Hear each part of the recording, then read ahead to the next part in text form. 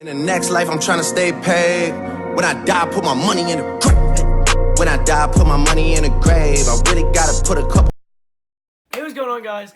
Welcome to a brand new video. Today, we are back sitting in front of the camera, and I'm gonna be talking to you guys about what 2K20 has to bring to the table to make it better than 2K19.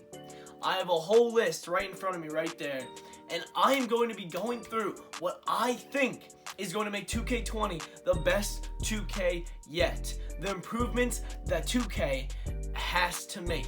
First one, I'm going to go with the basics first. The stuff that's not too specific. The stuff that in general will make any game better.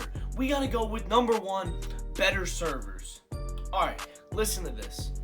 2K has been having problems with their servers for the past week, and they've done nothing about it. Any other game, if their servers were having trouble, they'd shut that John down, fix it, and then put it back up. But no, the 2K community has been dealing with these bad servers for a week, 2 weeks now. Auction house on my team doesn't work, and throughout the entire year, lag and latency is a problem.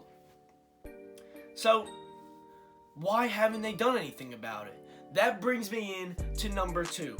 They have to listen to the community more, and they gotta fix problems faster. Let's go back a little bit into the year where pushing was running rampant. Clearly should have not been in the game. But what stayed in the game for over a month after it was clearly overpowered, not realistic, would never happen in an actual park, and literally unguardable? It stayed in for a month, and after a whole month of it being in, it finally gets patched. A simple patch.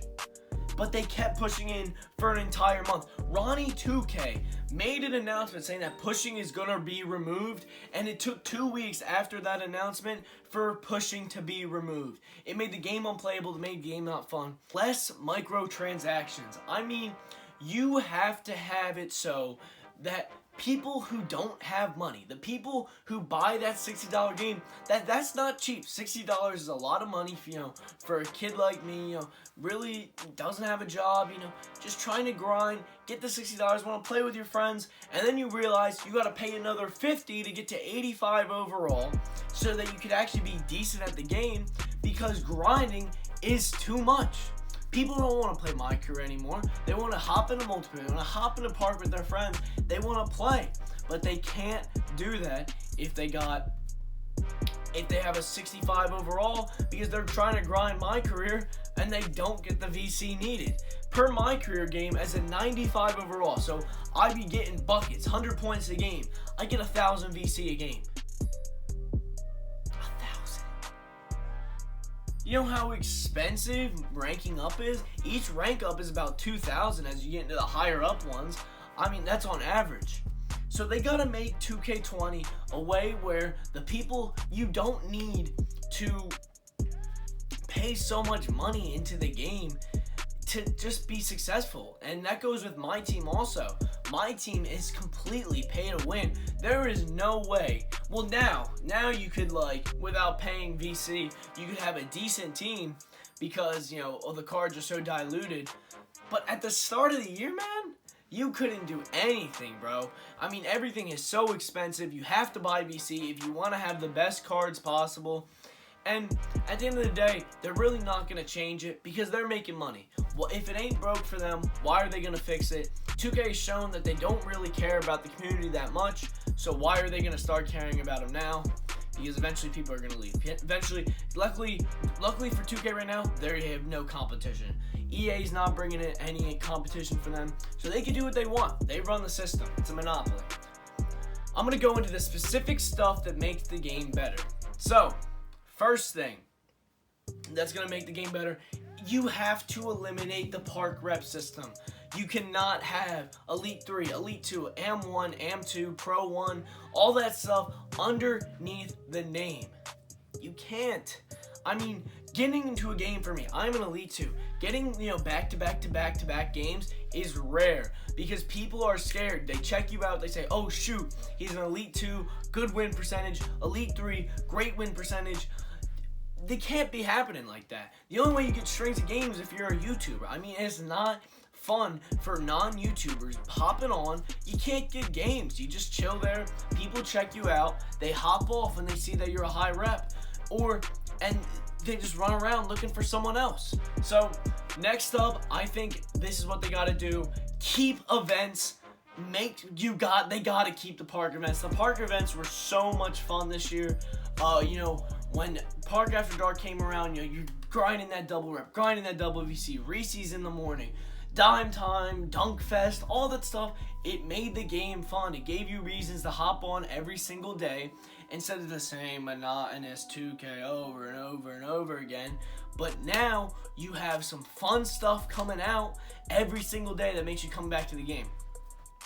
So, but with these events, so events like, what is it, 3v3, what else, Top Dog, Gold Rush, all that stuff, the stuff that is server based, you got to do it in a way where lag switchers can't win every single time, because that's not fair. It's not fun for everyone else who's trying to play the game legit. People are trying to play the game legit, and just lag switchers are winning. I mean, that goes back to the servers. 2K's got to do something for the community. They can't just be all money, money, money. They got to do something for the community, man. But keep those events in. It's good for the whole entire 2K in general. Finally, guys, what will make 2K20 one of the best 2Ks in recent history is if they make the grind to 99 playing on multiplayer easier. Right now, it's impossible. I mean, each game you play, if you get like a 14,000 my point game, going up to a 96, I only get a 0.6, 0.7, and that's not every game. On average, you get 7,000, so I'm only getting 0.3 a game. That is such a grind, huge grind, and I feel bad for the people of higher rep because you go nowhere. So I think they got to make it easier for players of high rep, and that's what they got to do. I mean, it's just at this point, people aren't playing My Career. They're playing Park. Park is what they got to invest in. Park, Rec, Ania, all that stuff. Invest into that. Make it easier there instead of making it, My Career is the only way to get it. That is how NBA2K20 is going to be the best 2K in recent history. Thank you guys so much for watching. If you did enjoy, make sure to like, subscribe, and share the video. And I'll see you guys in the next one. Thank you guys so much for watching. We're going. Let's go. Bye, guys.